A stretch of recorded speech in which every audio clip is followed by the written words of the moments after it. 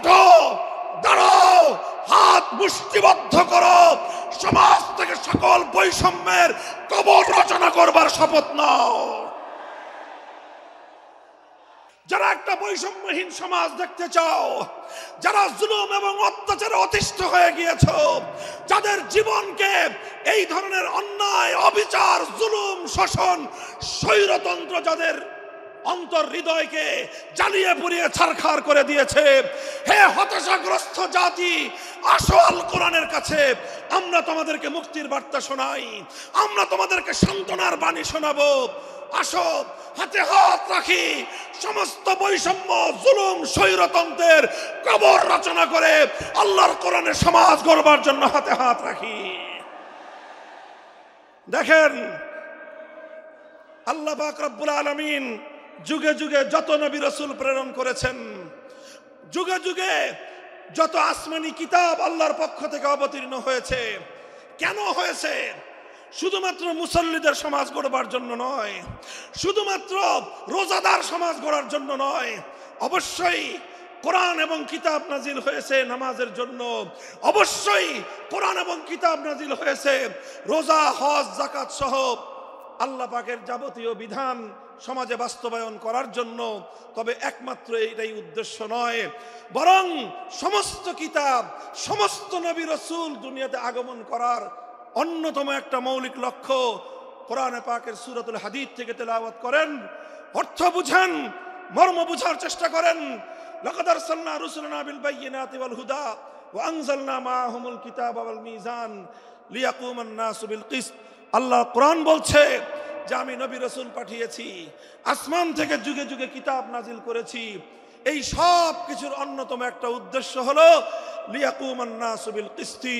কোরআন নাজিলের উদ্দেশ্য, নবী প্রেরণের উদ্দেশ্য, শরীয়ত প্রেরণের উদ্দেশ্য, ধর্ম প্রেরণের উদ্দেশ্য হলো, অন্যতম উদ্দেশ্য হলো লিয়াকুমান নাসু বিল কিসতি।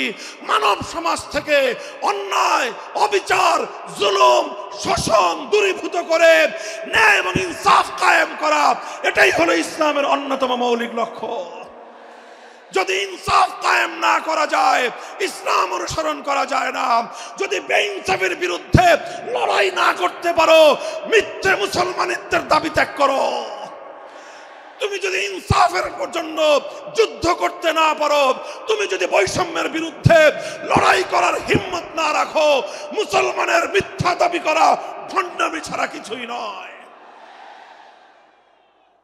মুহতারাম হাজিরিন, ইতিহাস বলে এভাবেই শুধু আল্লাহর কোরআনের তেলাওয়াত, এটাই সর্বপ্রথম মক্কার কায়েমি স্বার্থবাদীদের, জাহিলিয়াতের ভিত শুদ্ধ কাঁপিয়ে দিয়েছিল। কোরআনের তেলাওয়াতের মধ্যে আল্লাহ পাক রব্বুল আলামিন সেই অ্যাকশন এবং সেই প্রভাব রেখে দিয়েছেন, সেই তাসির রেখে দিয়েছেন। বলেন সুবহানাল্লাহ। আজ কোরআনে পাকের তেলাওয়াত আমরা ছেড়ে দিয়েছি, ভুলে গিয়েছি। খুবই স্বল্প পরিমাণ মানুষ উম্মতের মধ্য থেকে আল্লাহর কোরআনে পাকের বিশুদ্ধ তেলাওয়াত করতে পারে। কোরআনের সেই তেলাওয়াতের সেই পরিবেশ আবার জিন্দা করা চাই।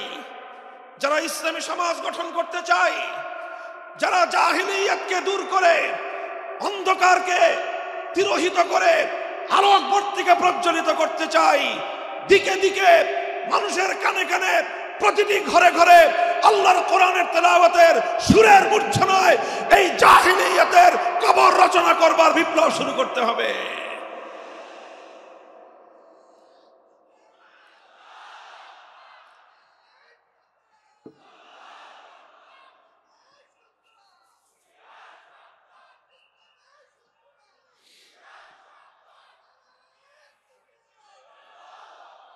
هو الذي بعث في الأميين رسولا منهم يتلو عليهم آياته ويعلمهم الكتاب والحكمة। নবী আকরাম সাল্লাল্লাহু আলাইহি ওয়াসাল্লামের এক নম্বর কর্মসূচি ছিল তেলাওয়াতে কালামে পাক, তেলাওয়াতে কিতাবুল্লাহ। আলহামদুলিল্লাহ, আজকের সমাজেও মাদ্রাসাগুলোর মধ্যে, শিক্ষা প্রতিষ্ঠানগুলোর মধ্যে, বিশেষ করে মক্তব এবং তাহফিজুল কোরআন বিভাগ, হিফজ বিভাগে এই বিশুদ্ধ তেলাওয়াতের চর্চা চলছে। আমরা আজকের এই 5ই আগস্ট পরিবর্তিত বিপ্লবোত্তর বাংলার এই মাটিতে একটা স্পষ্ট আহ্বান জানাতে চাই, একটা দাবি তুলতে চাই। গোটা বাংলার 18 কোটি তৌহিদি জনতার এক কণ্ঠে আওয়াজ তুলতে চাই। আমাদের জাতীয় শিক্ষা ব্যবস্থায় প্রতিটি স্কুলে, প্রাইমারি স্কুলে আমার সন্তানদেরকে জাতীয় শিক্ষা ব্যবস্থার অন্তর্ভুক্ত করে বিশুদ্ধ কোরআন তেলাওয়াত শিক্ষার ব্যবস্থা করতে হবে। যদি স্কুলগুলোতে আমাদের সোনামণিদেরকে আল্লাহর কোরআনের সঠিক শিক্ষা, তেলাওয়াত শিক্ষা দেওয়া শুরু হয়, এই আমার বাংলাদেশকে আর কোন শক্তি বিপদগামী করতে পারবে না, বিপদগামী করতে পারবে না ইনশাআল্লাহ।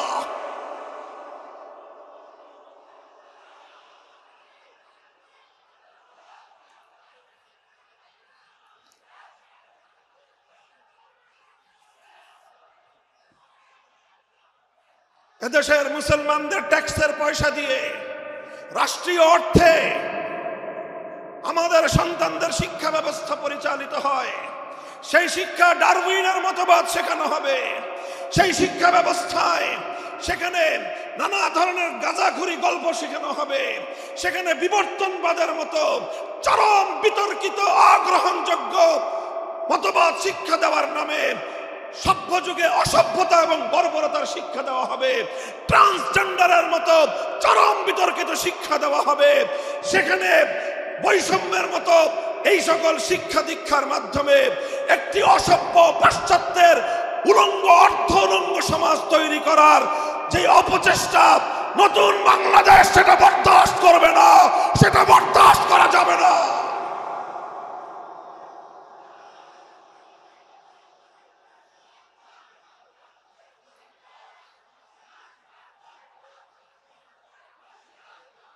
এই জন্য আমরা যে কথা বলছি, কোরআনকে ঘরে ঘরে পৌঁছাতে হবে। প্রতিটি শিশুর হৃদয়ে আল্লাহর কোরআনের আলো জ্বালতে হবে।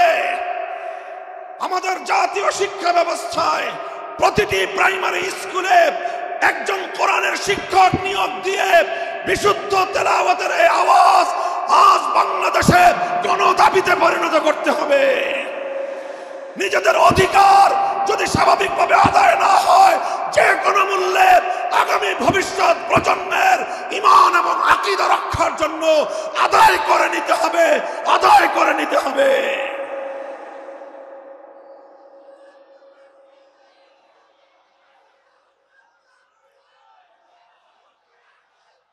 মুহতারাম হাজিরিন, এখানে বিভিন্ন শ্রেণী পেশার মানুষ রয়েছেন।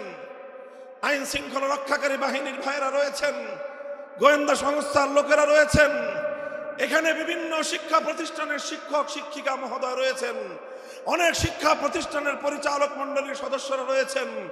আপনারা সকলেই বিবেচনা করে দেখুন যে এত কিছু শিক্ষা দেওয়া হয়, এতগুলো সাবজেক্ট পড়ানো হয়, এত শিক্ষক শিক্ষিকা জাতীয় শিক্ষা ব্যবস্থার শিক্ষাঙ্গনগুলোতে রাষ্ট্রীয়ভাবে প্রতিপালিত হয়, তাদের সকলের আয়োজন হয়, অথচ কোটি কোটি কচি কাঁচা শিক্ষার্থীদের জন্য জাতীয় শিক্ষা ব্যবস্থায় আল্লাহর কোরআনের বিশুদ্ধ তেলাওয়াতটুকু শিক্ষা দেওয়া হলো না। একটি মুসলিম জাতি হিসেবে আমাদের জন্য এর চেয়ে দুঃখজনক, এর চেয়ে লজ্জাজনক আর কোনো বিষয় থাকতে পারে না।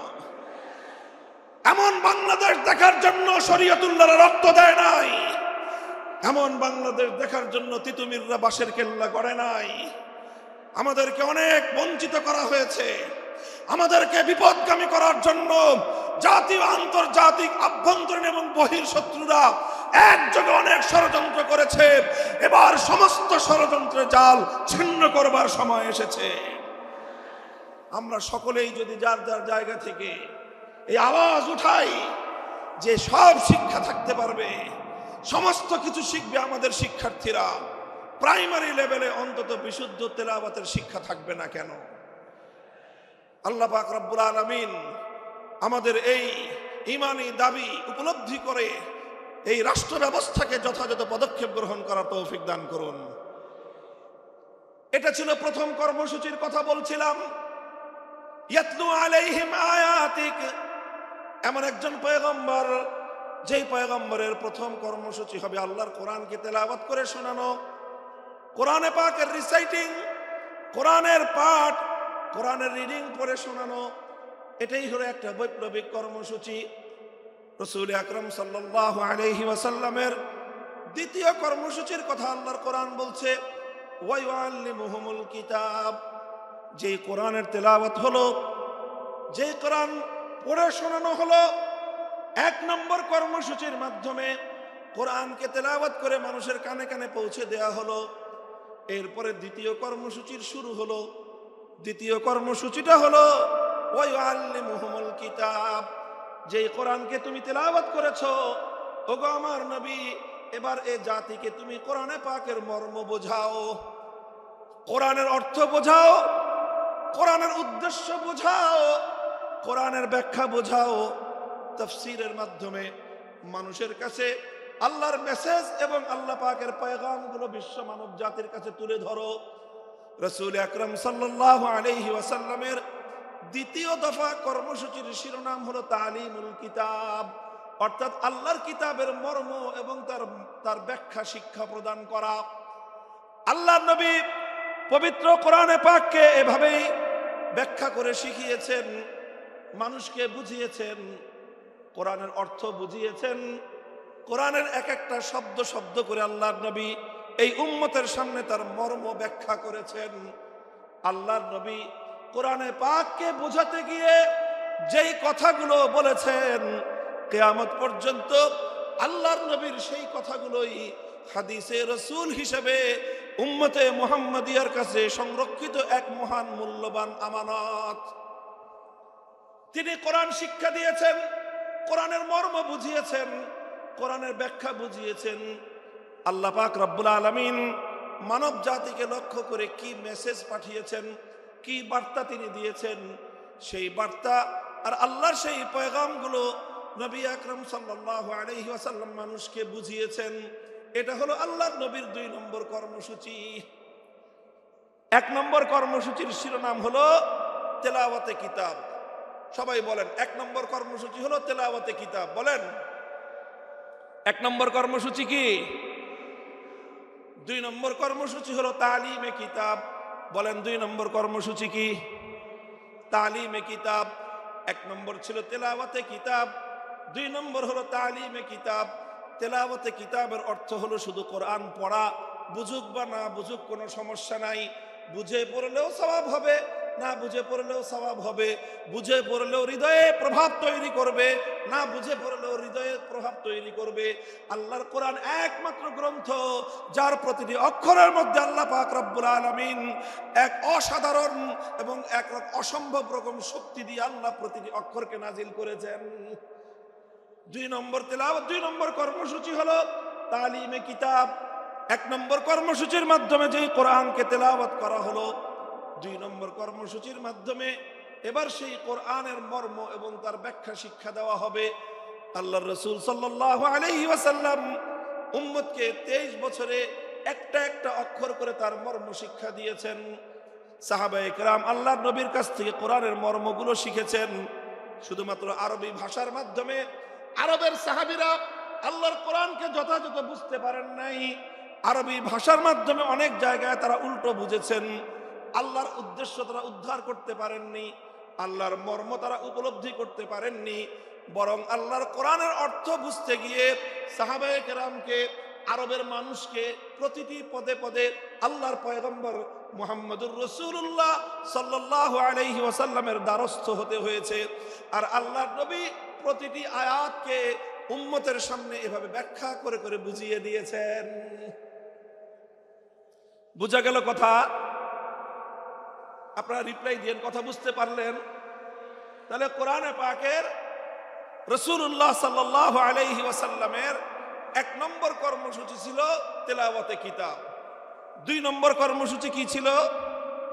তালিমে কিতাব। কি ছিল? তালিমে কিতাব। এটা ছিল 2 নম্বর কর্মসূচি। তালিমে কিতাবের অর্থ হলো আল্লাহ যা কিছু বলেছেন তার মর্ম, তার উদ্দেশ্য, তার ব্যাখ্যা, এটাকে এক্সপ্লেইন করে, এটাকে বিস্তারিত বিবরণের মাধ্যমে মানুষকে বুঝিয়ে দেওয়া, উম্মতকে বুঝিয়ে দেয়া, আল্লাহর বান্দাদেরকে বুঝিয়ে দেয়া। আল্লাহ এজন্যই বলেছেন وأنزلنا إليك الذكرى لتبين للناس ما نزل إليهم ولعلهم يتفكرون ওগো আমার নবী, আমি আমার এই মহাগ্রন্থ কোরআনে পাক আপনার কাছে নাজিল করেছি। পাহাড়ের উপর আমি অবতীর্ণ করি নাই, আসমানের উপর আমি অবতীর্ণ করি নাই, বাইতুল্লাহর উপর আমি অবতীর্ণ করি নাই, অন্য কোনো কিছুর উপর আমি আমার এই কোরআনকে অবতীর্ণ করি নাই। আমার এই কোরআন আমি আপনার নিকট এজন্যই নাজিল করেছি, কারণ আপনার ব্যাখ্যা ছাড়া এই উম্মত এবং এই বিশ্ববাসী আল্লাহর কালামকে পরিপূর্ণভাবে এর অর্থ কোনোদিন এর অর্থ বুঝতে পারবে না, এর মর্ম উদ্ঘাটন করতে পারবে না। এজন্য নবীর 2 নম্বর কর্মসূচি হলো কোরআনে পাকের ব্যাখ্যা বুঝানো। তিনি আলহামদুলিল্লাহ সেই ব্যাখ্যা বুঝিয়েছেন, তিনি সে মর্ম শিখিয়েছেন। আলহামদুলিল্লাহ আজও উম্মতের মধ্যে কোরআনের অর্থ বোঝানোর প্রক্রিয়া অব্যাহত আছে। মাদ্রাসা শিক্ষার মাধ্যমে এদেশের সোনার সন্তানদেরকে 10 বছরের দীর্ঘ কারিকুলামের মাধ্যমে কোরআনের ব্যাখ্যা শেখানো হয়। 5 বছরের কারিকুলামের মাধ্যমে তাদেরকে কোরআনের তেলাওয়াত শেখানো হয়েছে। এরপরে 10 বছরের শিক্ষা কারিকুলামের মাধ্যমে তাদেরকে কোরআনের ব্যাখ্যা শেখানো হয়। আর এভাবে ওলামায়ে কেরাম তাফসীর গ্রন্থ লিখে লিখে, কোরআনে পাকের অনুবাদ গ্রন্থ লিখে লিখে মানুষের কাছে কোরআনের পয়গাম পৌঁছে দেওয়ার মাধ্যমে কোরআনের ব্যাখ্যা এবং মর্ম জাতির কাছে পৌঁছে দেওয়ার চেষ্টা করেছেন। আর এই রকম বাংলার প্রত্যন্ত অঞ্চলে, গ্রাম বাংলার শহর নগর বন্দরে তাফসীরুল কোরআন মাহফিলগুলোর মাধ্যমে এ জাতির সোনার সন্তান, এ জাতির শ্রেষ্ঠ সন্তান আলেম সমাজ এভাবেই শতাব্দী কাল পর্যন্ত এদেশের মানুষের কাছে কোরআনের বাণী, কোরআনের পয়গাম পৌঁছে দেওয়ার জন্য তাফসীরুল কোরআন মাহফিলগুলোর আয়োজন করছেন। এটা গেল 2য় দফা কর্মসূচি। কাজেই কোরআনের মর্ম বোঝার দরকার আছে না নাই? এটা বড় আশ্চর্যজনক বিষয়, বড় দুঃখজনক মর্মান্তিক একটা বিষয় আছে। বহু মানুষ, বহু ভাই বোন আমাদের মাঝে এমন খুঁজে পাওয়া যাবে, অনেক কিছু তারা পড়াশোনা করেছেন জীবনে, অনেক পড়াশোনা করেছেন, রাজনীতি নিয়ে পড়াশোনা করেছেন, অর্থনীতি নিয়ে পড়াশোনা করেছেন, সাহিত্য নিয়ে পড়াশোনা করেছেন, দর্শন নিয়ে পড়াশোনা করেছেন। নভেল নাটক পড়ার তো কোনো ইয়ত্তা নাই। কত ধরনের পড়াশোনা, একাডেমিক পড়াশোনা, একাডেমির বাইরে বিভিন্ন পাঠ্যপুস্তকের বাইরে কত কিছুর পড়াশোনা অনেক মানুষ আমরা করি।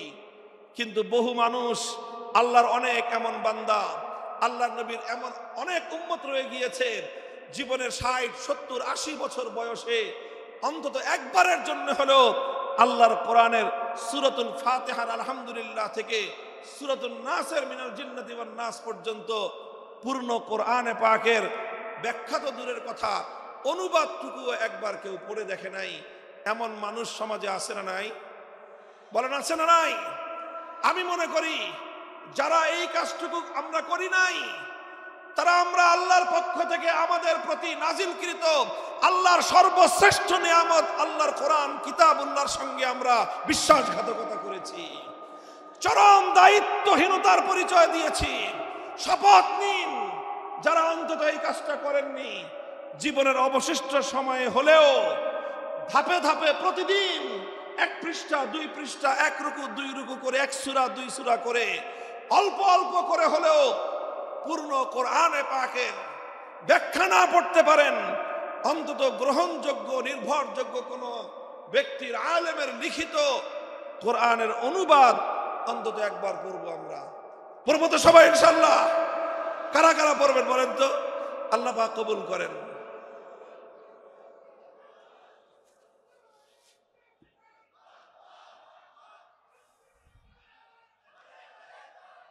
আমরা আল্লাহর কোরআনের আলো ঘরে ঘরে জ্বালতে চাই।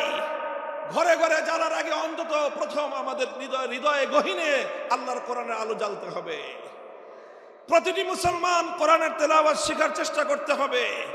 দ্বিতীয়ত, কোরআনের মর্ম বোঝার জন্য তালিমে কিতাবের কর্মসূচির আওতায় আমাদের আসতে হবে। আল্লাহর নবীর প্রথম কর্মসূচি তেলাওয়াতে কিতাবের আওতায় এসে কোরআনে পাকের তেলাওয়াত শিখতে হবে। কোরআনে পাকের দ্বিতীয় কর্মসূচি, রাসূলুল্লাহর দ্বিতীয় কর্মসূচি, তালিমে কিতাবের আওতায় এসে অন্তত জীবনে একবার হলেও পবিত্র কোরআনে পাকের অনুবাদ ফার্স্ট টু লাস্ট, আগাগোড়া একবার অন্তত আপনি অধ্যয়ন করুন। আমি আত্মবিশ্বাসের সঙ্গে বলতে পারি, একজন মানুষ যদি মনোযোগ সহকারে পূর্ণ কোরআনে পাক একবার অনুবাদ পাঠ করে, কোরআন তার হৃদয়ের গহীনে এমন প্রভাব তৈরি করতে পারবে, পৃথিবীতে আর কোনো কিছু তার হৃদয়ে এত গহীন প্রভাব তৈরি করতে পারবে না ইনশাআল্লাহ। এটা গেল দ্বিতীয় দফা কর্মসূচি। 3 নম্বর কর্মসূচি হলো আল্লাহর পয়গম্বরের ওয়ায়ুআল্লিমুহুমুল কিতাবা ওয়াল হিকমাহ, তালিমে হিকমত। 3 নম্বর কর্মসূচি হলো তালিমে হিকমত। কি বললাম বলেন তো? তালিমে হিকমত বলেন সবাই, তালিমে হিকমত। 1 নম্বর কর্মসূচি ছিল তিলাওয়াতে কিতাব, 2 নম্বর কর্মসূচি ছিল তালিমে কিতাব। আল্লাহর নবীর 3 নম্বর কর্মসূচি হলো তালিমে হিকমত। 3 নম্বর কর্মসূচি কি? জোরে বলেন। তালিমে হিকমত। তালিমে হিকমত কি জিনিস? তাফসীরে মাআরিফুল কোরআন পাকের তাফসীরে মাআরিফুল কোরআনের মধ্যে আল্লামা মুফতি শফি রহমতুল্লাহি আলাইহি, পাক ভারত উপমহাদেশের মুফতি আজম, তিনি সহ অনেক মুফাসসিরিনে কেরামগণ তালিমে হিকমতের যে অগ্রগণ্য ব্যাখ্যা লিখেছেন, সেটা হলো এই তালিমে হিকমত মানে হলো যে প্রথমে কোরআনে পাকের তেলাওয়াত করা হলো, এটা ছিল 1 নম্বর কাজ। তারপরে কোরআনে পাকের মর্ম এবং তার অর্থ এবং তার ব্যাখ্যা শিক্ষা দেওয়া হলো, এটা ছিল তালিমে কিতাব, এটা ছিল 2 নম্বর কর্মসূচি।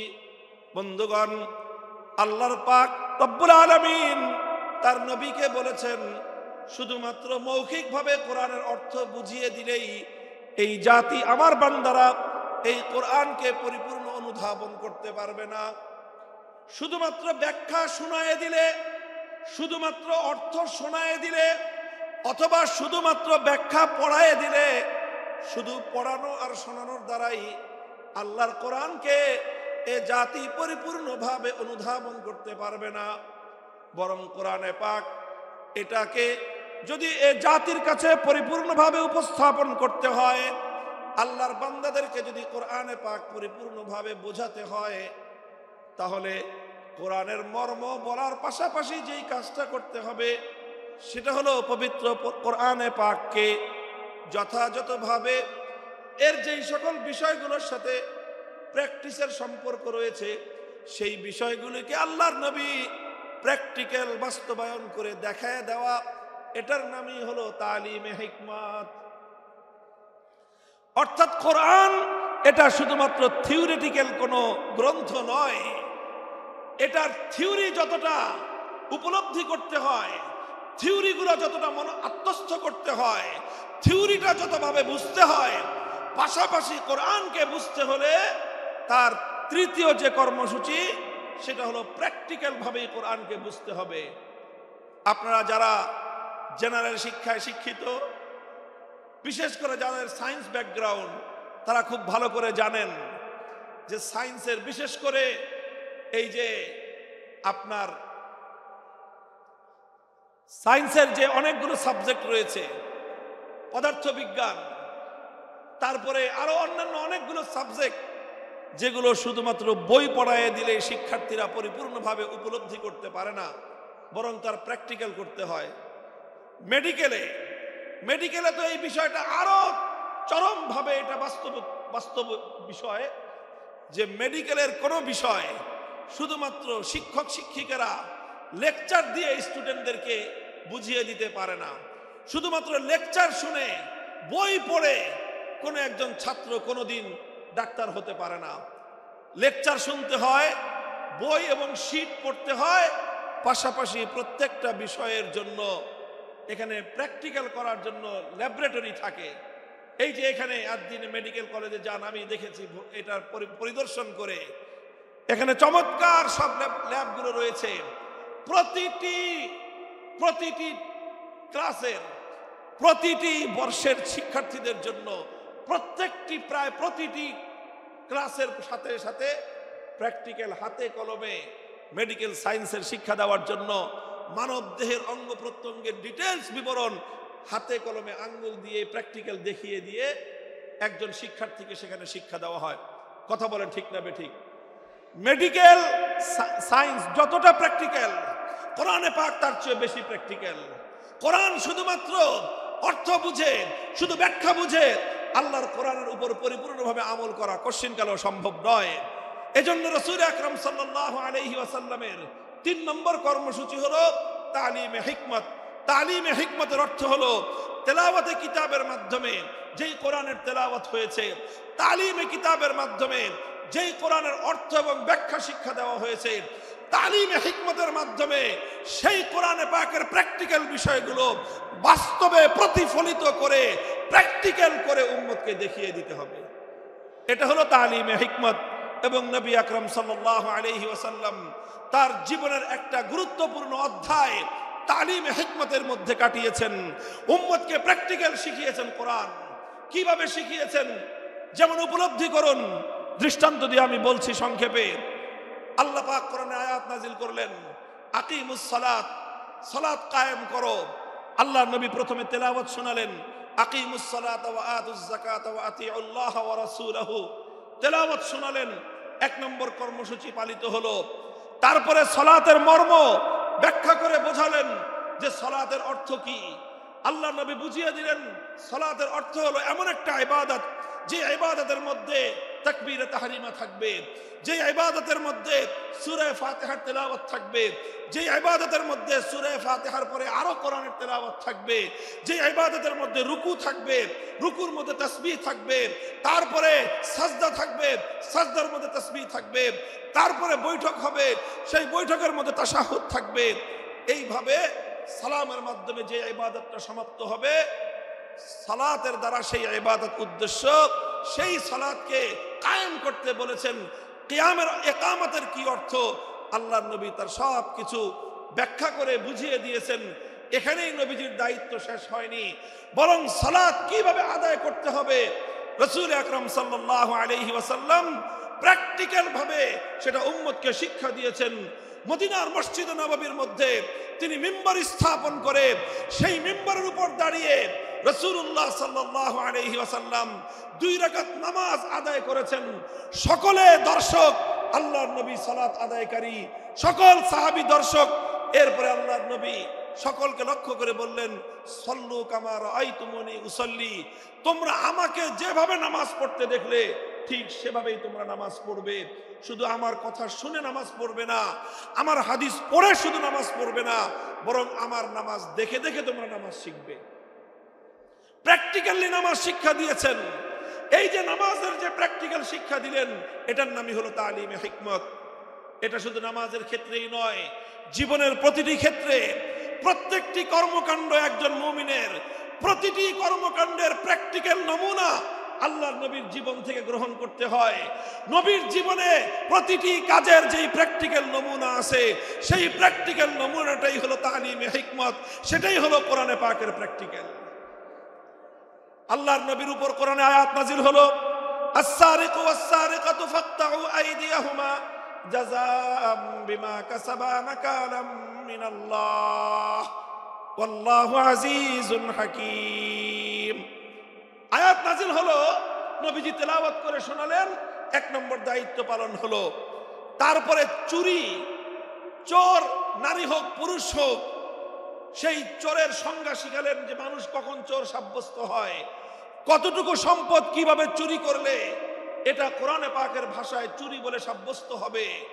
তারপরে সেই চুরির অপরাধ সাব্যস্ত হতে হলে কি লাগবে, আল্লাহর নবী সেটাকে ব্যাখ্যা করে বোঝালেন।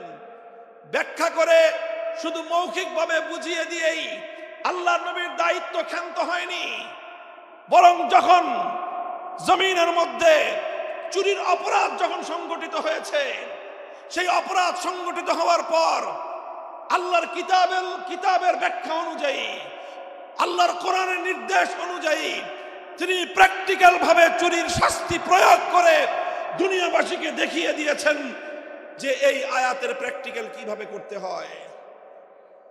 আল্লাহ বলেছেন, চোর যদি চুরি করে ধরা পড়ে, নারী হোক বা পুরুষ হোক, যদি সংরক্ষিত স্থান থেকে কোনো মানুষ অন্যের অন্তত 10 দিরহাম মূল্যমানের কোনো সম্পত্তি সংরক্ষিত স্থান থেকে যদি চুরি করে, আর সেই চুরির অপরাধ যদি যথাযথ নির্ভরযোগ্য সাক্ষীর মাধ্যমে আদালতের সামনে প্রমাণিত হয়ে যায়, ফাক্তাউ আইদিয়াহুমা, নির্দেশ হলো আল্লাহর, তখন সেই চোর নারী বা পুরুষের হাত কেটে দাও।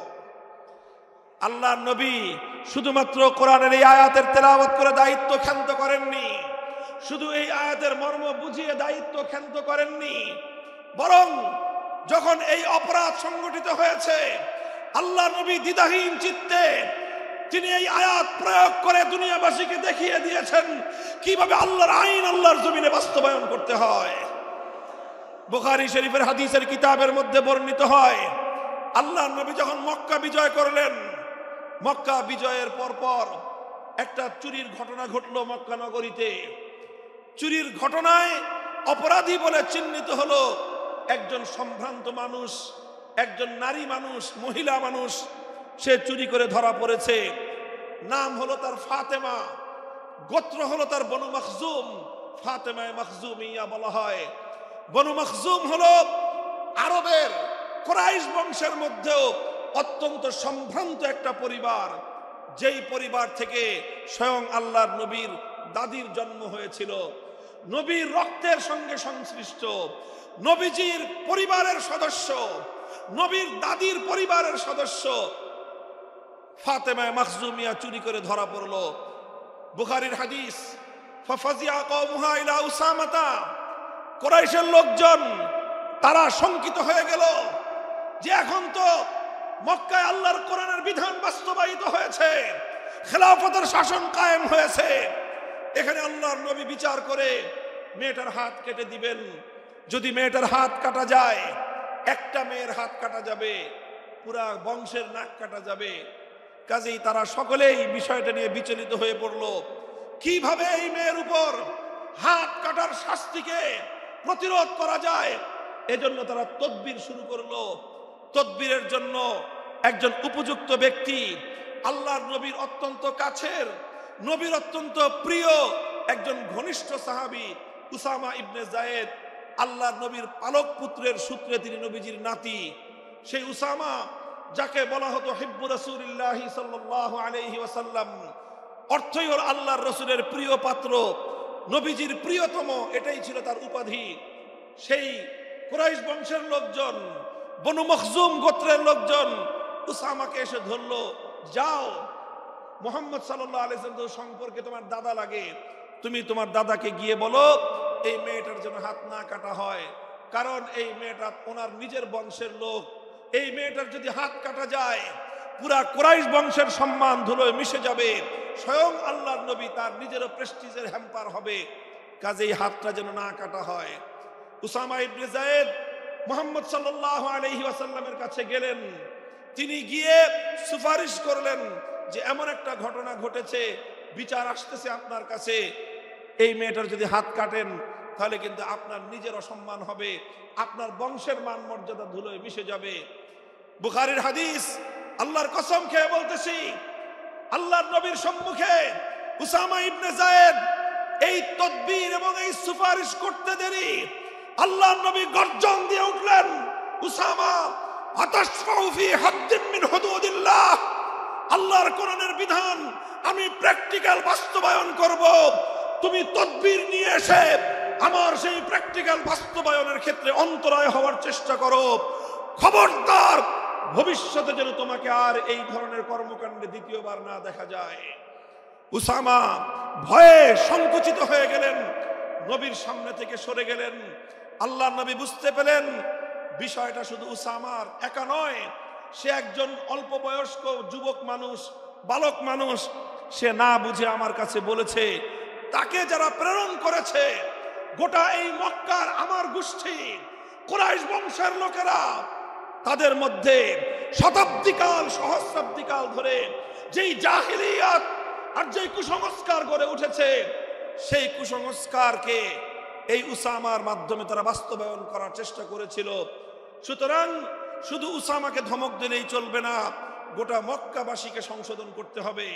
ফালাম্মা কানাল আশিয়্যু, হাদিসের ভাষ্য, বিকাল বেলায় আল্লাহর নবী বাইতুল্লাহ শরীফের সামনে দাঁড়িয়ে, পবিত্র কাবার চত্বরে দাঁড়িয়ে জাতির উদ্দেশ্যে নবীজি ভাষণ দিলেন। মক্কা বিজয়ী মহাবীর আখেরি নবী বিশ্বনবী মুহাম্মদুর রাসূলুল্লাহ সাল্লাল্লাহু আলাইহি ওয়াসাল্লাম, মক্কা রাষ্ট্রের রাষ্ট্রনায়ক, তিনি জাতির উদ্দেশ্যে ভাষণ দিচ্ছেন। পৃথিবীর অনেক নেতা, অনেক প্রধানমন্ত্রী, অনেক রাষ্ট্রনায়ক, অনেক বিশ্ব নেতা বিশ্ব মানব জাতির উদ্দেশ্যে ভাষণ দিয়েছে। আর আল্লাহর নবীও একজন লিডার হিসেবে, একটি জাতির কর্ণধার হিসেবে জাতির উদ্দেশ্যে তিনি ভাষণ দিচ্ছেন। কম্পেয়ার করা দরকার নবীর ভাষণ থেকে বিশ্ব নেতাদের, জাতীয় নেতাদের শিক্ষা গ্রহণ করা উচিত। আল্লাহর নবী বললেন, লক্ষ্য করে শুনুন, বাইতুল্লাহকে সামনে রেখে পবিত্র কাবা শরীফের চত্বরে নবীজি লক্ষ্য করে বললেন, ইন্নামা হালাকা মান কানা ক্বাবলাকুম ইযা সারাকা ফীহিমুদ দাঈফ আকামু আলাইহিল হাদ ওয়া ইযা সারাকা ফীহিমুশ শরীফ তারাকুহু। হে আমার জাতি, শুনে রাখো, পৃথিবী থেকে অনেক সম্প্রদায়, অনেক জাতি, অনেক কওমকে আল্লাহ পাক রব্বুল আলামিন ধ্বংস করে দিয়েছেন। তাদের ধ্বংসের পিছনে একটা বড় কারণ ছিল, একটা অপরাধে তাদেরকে আল্লাহ ধ্বংস করে দিয়েছেন। সেই অপরাধটা ছিল ইযা সারাকা ফীহিমুজ যায়ীফ আকামু আলাইহিল হাদ ওয়া ইযা সারাকা ফীহিমুশ শরীফ তারাকুহু। যখন তাদের সম্প্রদায়ের মধ্যে কোন সম্ভ্রান্ত লোক, কোন প্রভাবশালী লোক, কোন ক্ষমতাবান লোক যখন অপরাধ করত, যখন কোন প্রভাবশালী লোক অপরাধ করত, কোন নেতা, কোন নেতার আপনজন, কোন মন্ত্রী, কোন মন্ত্রীর আত্মীয় স্বজন, কোন সরকারি দলের লোকজন, কোন টাকা পয়সাওয়ালা, কোন বড় লোক, কোন প্রভাবশালী ব্যক্তি, কোন সম্ভ্রান্ত ব্যক্তি যখন অপরাধ করত, তখন সেই সম্ভ্রান্ত ব্যক্তির উপর তারা আইনের শাসন প্রয়োগ না করে তারা বিষয়টাকে চেপে যেত। তার উপর আইন প্রয়োগ না করে, শাস্তি বিধান বাস্তবায়ন না করে তাদেরকে ছেড়ে দেওয়া হতো।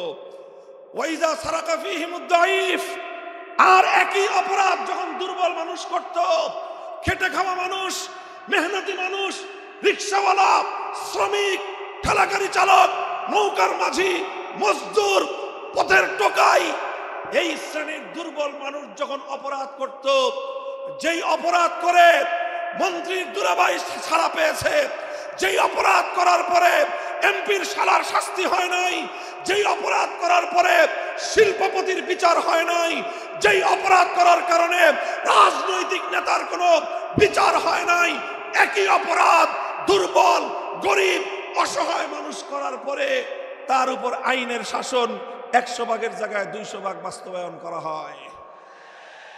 আল্লাহ নবী বলেছেন, পৃথিবীতে ইসলাম এসেছে শুধুমাত্র ইবাদত, নামাজ, রোজার, হজ, যাকাতের বিধান বাস্তবায়নের জন্য নয়। ইসলাম দুনিয়াতে আগমন করেছে, তার আগমনের অন্যতম উদ্দেশ্য হলো সমস্ত বৈষম্য দূর করে, জুলুম আর বেইনসাফি দূর করে বিশ্ব সভ্যতায় ন্যায় এবং ইনসাফ কায়েম করা।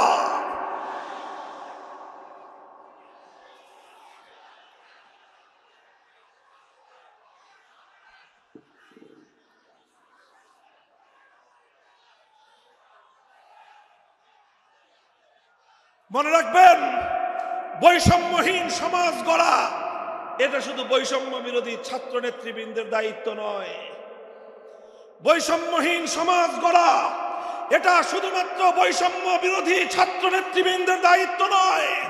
বৈষম্যহীন সমাজ গড়া সর্বপ্রথম আল কোরআনের সৈনিকদের দায়িত্ব।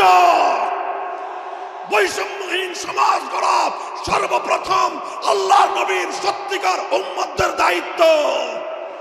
ওঠো, দাঁড়াও, হাত মুষ্টিবদ্ধ করো, সমাজ থেকে সকল বৈষম্যের কবর রচনা করবার শপথ নাও।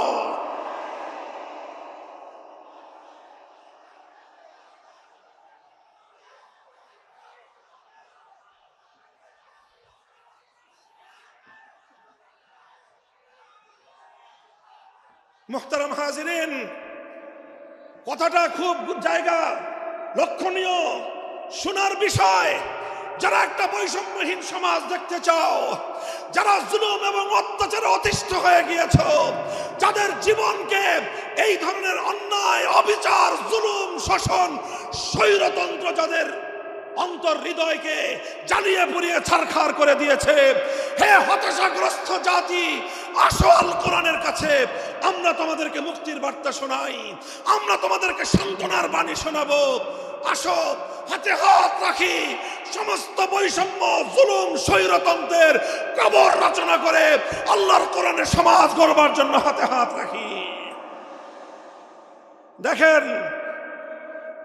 আল্লাহ পাক রব্বুল আলামিন যুগে যুগে যত নবী রাসূল প্রেরণ করেছেন, যুগে যুগে যত আসমানি কিতাব আল্লাহর পক্ষ থেকে অবতীর্ণ হয়েছে, কেন হয়েছে? শুধুমাত্র মুসল্লিদের সমাজ গড়বার জন্য নয়, শুধুমাত্র রোজাদার সমাজ গড়ার জন্য নয়। অবশ্যই কোরআন এবং কিতাব নাজিল হয়েছে নামাজের জন্য, অবশ্যই কোরআন এবং কিতাব নাজিল হয়েছে রোজা, হজ, যাকাত সহ আল্লাহ পাকের যাবতীয় বিধান সমাজে বাস্তবায়ন করার জন্য। তবে একমাত্র এটাই উদ্দেশ্য নয়, বরং সমস্ত কিতাব, সমস্ত নবী রাসূল দুনিয়াতে আগমন করার অন্যতম একটা মৌলিক লক্ষ্য। কোরআনে পাকের সূরাতুল হাদীদ থেকে তেলাওয়াত করেন, অর্থ বুঝেন, মর্ম বুঝার চেষ্টা করেন। লাকাদ আরসালনা রুসুলানা বিল বায়িনাতি ওয়াল হুদা ওয়া আনজালনা মাআহুমুল কিতাবা ওয়াল মিজান লিয়াকুমান নাসু বিল কিসত। আল্লাহ কোরআন বলছে যে আমি নবী রাসূল পাঠিয়েছি, আসমান থেকে যুগে যুগে কিতাব নাজিল করেছি। এই সব কিছুর অন্যতম একটা উদ্দেশ্য হলো লিয়াকুমান নাসু বিল কিসতি। কোরআন নাজিলের উদ্দেশ্য, নবী প্রেরণের উদ্দেশ্য, শরীয়ত প্রেরণের উদ্দেশ্য, ধর্ম প্রেরণের উদ্দেশ্য হলো, অন্যতম উদ্দেশ্য হলো লিয়াকুমান নাসু বিল কিসতি। মানব সমাজ থেকে অন্যায়, অবিচার, জুলুম, শোষণ দূরীভূত করে ন্যায় এবং ইনসাফ কায়েম করা, এটাই হলো ইসলামের অন্যতম মৌলিক লক্ষ্য। যদি ইনসাফ কায়েম না করা যায়, ইসলাম অনুসরণ করা যায় না। যদি বেইনসাফের বিরুদ্ধে লড়াই না করতে পারো, মিথ্যে মুসলমানিত্বের দাবি ত্যাগ করো। তুমি যদি ইনসাফের জন্য যুদ্ধ করতে না পারো, তুমি যদি বৈষম্যের বিরুদ্ধে লড়াই করার হিম্মত না রাখো, মুসলমানের মিথ্যা দাবি করা ভণ্ডামি ছাড়া কিছুই নয়।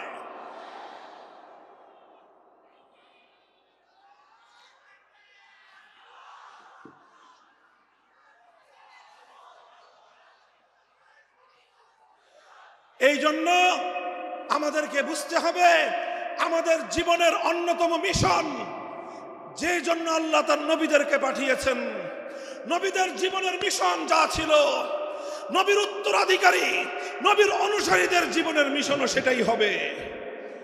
বলেন কথা ঠিক না বেঠিক? যে পথে গিয়েছে নবীদের জীবন, সে পথে যাবে আমাদের জীবন। যেটা ছিল নবীদের ভীষণ, সেটাই হবে আমাদের ভীষণ। যদি এটাই হয় সত্য কথা, এটাই যদি হয় শপথ, তবে বৈষম্যহীন সমাজ গড়বার জন্য যা করতে হয় তাই করা আমার আর তোমার জিম্মাদারি। যদি সেজন্য আমাদেরকে ঘাম ঝরাতে হয়, ঘাম ঝরানো আমাদের দায়িত্ব। আর যদি সেজন্য চোখের অস্ত্র দিতে হয়, চোখের অস্ত্র দেওয়া আমাদের দায়িত্ব। যদি সম্পদের কোরবানি করতে হয়, মাল সম্পদের কোরবানি করা, সেটাই আমাদের জীবনের দায়িত্ব এবং উদ্দেশ্য।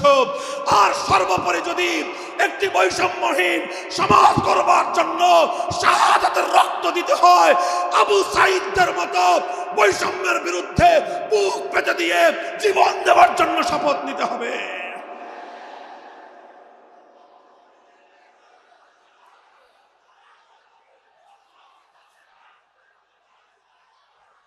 এই প্রস্তুত থাকবেন তো ইনশাআল্লাহ?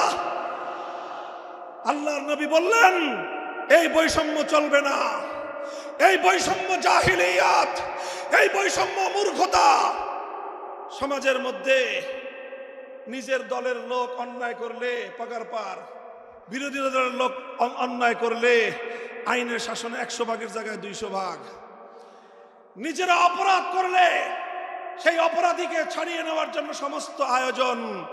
বিপক্ষ মতের লোকজন অপরাধ না করা সত্ত্বেও তাদেরকে কেচোর মতো মাটির গর্ত থেকে ধরে এনে তাদেরকে বিচারের মুখোমুখি দাঁড় করানো, অন্যায়ভাবে তাদের জীবন থেকে তাদের যৌবনের সময়গুলো কেড়ে নেওয়া, বছরের পর বছর অন্ধকার কারা প্রকোষ্ঠে তাদেরকে বন্দী করে রাখা, এই জুলুম এবং অন্যায়ের অবসান যদি না ঘটাতে পারো, পুরুষ এবং যুবক মানুষ হিসেবে আল্লাহর কাছে জবাবদিহিতার সুযোগ থাকবে না। কাজেই তাফসীরুল কোরআন শুধুমাত্র কোরআনের তেলাওয়াতের জন্য নয়, তাফসীরুল কোরআন শুধু আল্লাহর কোরআনের মর্ম বোঝানোর জন্য নয়। আল্লাহর কোরআন তেলাওয়াত করতে হবে, মর্ম বুঝতে হবে, আর তালিমে হিকমতের কর্মসূচির অধীনে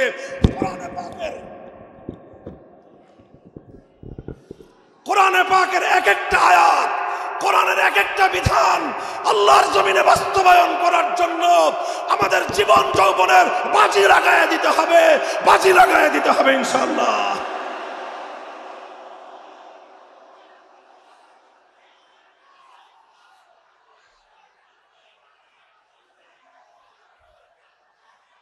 হযরত রাসূল আকরাম সাল্লাল্লাহু আলাইহি ওয়াসাল্লাম বলছিলাম, জাতির উদ্দেশ্যে প্রদত্ত মক্কা বিজয়ী মহাবীর আমিরুল মুমিনিন নবিয়ুল্লাহ খলিফাতুল্লাহ ফিল আরদ খলিফাতুল মুসলিমিন মুহাম্মদুর রাসূলুল্লাহ সাল্লাল্লাহু আলাইহি ওয়াসাল্লামের বক্তব্যের কথা আল্লাহর নবী বললেন, বৈষম্যের কারণে আল্লাহ পাক রব্বুল আলামিন পৃথিবীর বহু জাতিকে ধ্বংস করে দিয়েছেন। সুতরাং শুনে রেখো, আমার দ্বারা বৈষম্য হবে না। শুধু আমার বংশের লোক দেখে, আমার গোত্রের লোক দেখে, আমার রক্তের আত্মীয়তার সূত্রের কারণে আমি অপরাধ প্রমাণিত হওয়ার পরেও তার উপর কোরআনের বিধান বাস্তবায়ন করব না, এটা আমার দ্বারা সম্ভব নয়। এরপরে আল্লাহর নবী যেই কথাটি বললেন, সেই কথা যদি আল্লাহর নবী হাদিসে না বলতেন, তাহলে সেই কথা উচ্চারণ করতে আমাদের জিহ্বা কেঁপে উঠত, আমাদের বক্ষ প্রকম্পিত হতো। আল্লাহর নবী বললেন, ওয়াল্লাহ লাউ আন্না ফাতিমাতা বিনতা মুহাম্মাদিন সারাকাত লাকাতাতু ইয়াদাহা, ওয়াল্লাহি লাউ আন্না ফাতিমাতা বিনতা মুহাম্মাদিন সারাকাত লাকাতাতু ইয়াদাহা। শুধু আমার দাদির গোত্র, আমার বংশের ফাতেমা নাম্নী মহিলা নয়, আজ যদি আমি মুহাম্মদুর রাসূলুল্লাহর কলিজার টুকরা মেয়ে, আমার জীবনের সবচেয়ে আদরের সন্তান ফাতেমা যদি আজকে চুরি করে ধরা পড়তো, আমি আল্লাহর শপথ করে বলি, আমি তার হাত কেটে দিতে এতটুকু দ্বিধা করতাম না। মুহতারাম হাজিরিন, এটাই হলো তালিমে হিকমত। আল্লাহর কোরআনের বিধান বাস্তবায়ন করতে গিয়ে ছুরি যদি নিজের সন্তানের গলার উপর দিয়ে যায়, ইব্রাহিম খলিলুল্লাহর মতো ছুরি চালায় দিতে দ্বিধা করা যাবে না।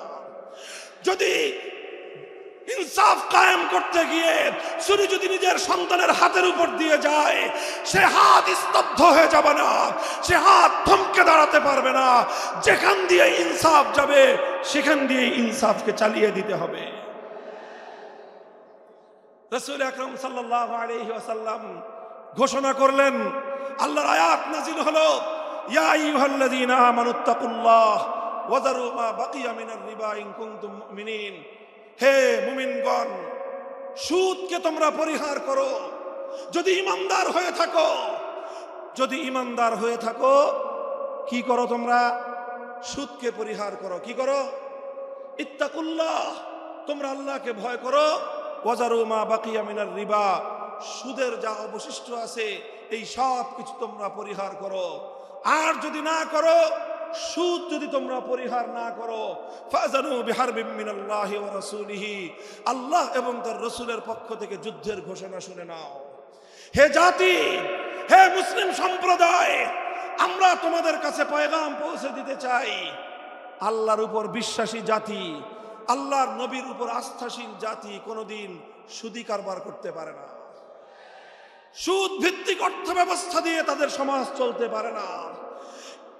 আল্লাহর উপর বিশ্বাসীদের সমাজ যদি হয় সুদ ভিত্তিক, তার অর্থ হলো রাত দিন আল্লাহ এবং তার রাসূলের সঙ্গে তারা যুদ্ধে লিপ্ত।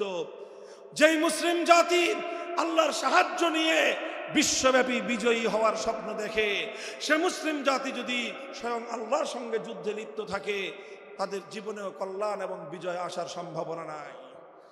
এই জন্য মুসলিম জাতির উত্থানের জন্য মুসলমানদের বিজয়ের পূর্ব শর্ত হলো সুদ পরিহারের মাধ্যমে আল্লাহর সঙ্গে যুদ্ধ বন্ধ করতে হবে, আল্লাহর পক্ষ থেকে সাহায্য চাইতে হবে। কোরআনের আয়াত, সূরা বাকারার আয়াত, এই আয়াত নাজিল হওয়ার পরে আল্লাহর নবী শুধু তেলাওয়াত করে দায়িত্ব ক্ষান্ত করেন নাই, শুধু সুদের মর্ম বুঝিয়ে নিজের দায়িত্ব ক্ষান্ত করেন নাই। তৃতীয় দায়িত্ব তালিমে হিকমত, সুদকে সমাজ থেকে সমূলে উৎখাত করার উদ্যোগ নিয়েছেন। বলেন সুবহানাল্লাহ। শুধু আলোচনা করে বক্তৃতা দিয়ে নবীর দায়িত্ব শেষ হয় নাই, শুধুমাত্র তাফসীর করে দিয়ে নবীর দায়িত্ব ক্ষান্ত হয় নাই, বরং এক একটা বিধান, আল্লাহর এক একটা আয়াত কিভাবে সমাজে বাস্তবায়ন করা লাগে, করা যায়, নবীজি প্র্যাকটিক্যাল ভাবে তার উদ্যোগ গ্রহণ করেছেন। কিভাবে উদ্যোগ নিয়েছেন? সুদের বিরুদ্ধে কি উদ্যোগ নিয়েছিলেন? কিতাব উল্টান, হাদিসের কিতাব, বুখারী শরীফের হাদিস, নবীজি ঘোষণা দিলেন, আলা ইন্না রিবাল জাহিলিয়াতি মাওদুউন তাহতা কদামাইয়া। জাহিলিয়াতের যুগে যত সুদের কারবার চলতো, ইসলাম এবং আল কোরআনের সমাজ গড়বার পর সেই জাহিলি যুগের রীতি, সুদ ভিত্তিক অর্থ ব্যবস্থা মুসলিম সমাজে আর থাকতে পারে না। নবীজি বললেন, সুদের কবর রচনা করলাম আমি আমার পায়ের নিচে। আল্লাহ নবী আক্ষরিক অর্থে কথা বললেন, আমি আমার পায়ের নিচে সুদের কবর রচনা করলাম। এরপরে আল্লাহ নবী ঘোষণা দিলেন, অনেকে আছো তোমরা যারা আগে কুফরির জমানায় জাহিলিয়াতের যুগে সুদের উপর লগ্নি করেছো, সুদের উপর মানুষকে ঋণ দিয়েছো, সুদী মহাজন যারা সুদের ভিত্তিতে মানুষকে টাকা দিয়েছো, এইরকম কাজ কারবার যারা করত, সেই যুগে তাদের মধ্যে একজন ছিলেন স্বয়ং আল্লাহর নবীর চাচা হযরত আব্বাস বিন আব্দুল মুত্তালিব রাদিয়াল্লাহু আনহু। মক্কার ঘরে ঘরে আব্বাস রাদিয়াল্লাহু আনহু মানুষের কাছে ঋণ টাকা দিতেন, টাকা পাওনা ছিল এবং সকল টাকা লগ্নি করা ছিল, বিনিয়োগ করা ছিল সুদের ভিত্তিতে। আল্লাহর নবী ঘোষণা করলেন, জাহিলি যুগের সমস্ত সুদ আমি আল্লাহর নবী মওকুফ ঘোষণা করলাম। সর্বপ্রথম যেই সুদ আমি মাফ ঘোষণা করলাম সেটা হলো আমার চাচা আব্বাসের সুদ। কাউকে আমার চাচার কাছ থেকে যারা ঋণ নিয়েছিল, কেউ আর আমার চাচার সুদ দিতে হবে না, শুধুমাত্র মূল পুঁজিটা ফেরত দিবে। সুদ আজ থেকে কবর রচনা করা হলো। হে মুসলমান, যেই সুদের কবর রচনা করে সেই কবরের উপর ইসলামের বিজয়ের বুনিয়াদ কায়েম হয়েছিল, ইসলামের বিজয়ের কেতন উড়েছিল, অন্যায় বৈষম্যের কবর রচনা করে, সুদ ভিত্তিক অর্থ ব্যবস্থার কবর রচনা করে আজ মুসলমানেরা আবার সেই কবর খুঁড়ে সেখান থেকে জুলুম, অত্যাচার, সুদ ভিত্তিক অর্থ ব্যবস্থাকে কবরের পচা মাল, কবরের মরা পচা করা লাশ মুসলিম সমাজের মধ্যে আবার পুনর্বাসিত করেছে। এজন্যই আজ মুসলমানদের এই অধঃপতন। যদি মুক্তি চাও, যদি মুক্তি চাও, শুধুমাত্র ইবাদত দিয়ে মুক্তি আসবে না। ইবাদত যেমন করতে হবে, যেরকম নামাজ, রোজা, হজ, যাকাত, তাসবিহ, তাহলিল আদায় করতে হবে, ঠিক একই ভাবে সমাজ সংস্কার করার জন্য সমাজ থেকে জুলুম দূর করতে হবে, বৈষম্য দূর করতে হবে, বেইনসাফি দূর করতে হবে, সুদ ভিত্তিক অর্থ ব্যবস্থার বিরুদ্ধে জাতীয়ভাবে ঐক্য গড়ে তুলে সুদের বিরুদ্ধে যুদ্ধ ঘোষণা করতে হবে। রাজি আছেন তো ইনশাআল্লাহ? আল্লাহ পাক তৌফিক দান করেন। হাত নামান। 3 দফা কর্মসূচি গেল, তালিমে হিকমত সর্বশেষ আলোচনা ও সমাপ্তির দিকে।